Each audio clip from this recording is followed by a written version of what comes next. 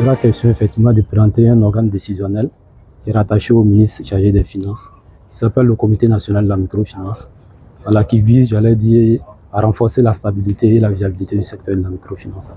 La mission assignée à cette structure sera essentiellement effectivement de produire ce qu'on appelle un plan d'action prioritaire pour le secteur de la microfinance.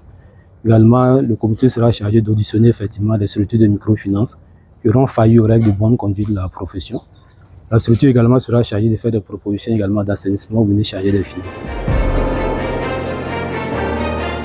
Ça fait partie des difficultés et ça justifie également la mise en place du Comité national de la microfinance qui va viser, j'allais dire, à prendre des mesures anticipatives effectivement à la survenue de telles difficultés.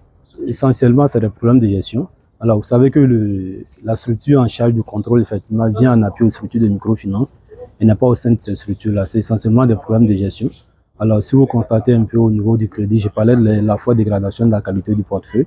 Je dis qu'en réalité, par moment, il y a des études minutieuses qui ne sont pas faites par rapport au dossier de demande d'agrément et au dossier plutôt de demande de crédit.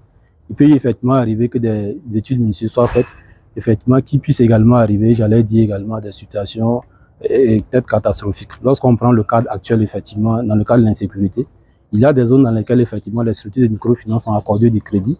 Aujourd'hui, ces personnes sont déplacées internes. Il y a cette difficulté de pouvoir, effectivement, recouvrir les crédits à ce niveau.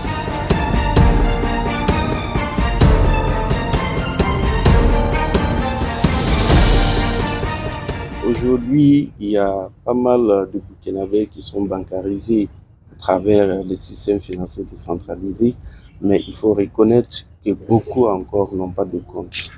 Donc, sur une population active estimée à 10 millions d'habitants en 2016, nous avons seulement autour de 3 millions de Burkinabés bancarisés. Donc, je pense que ce chiffre il est encore très faible.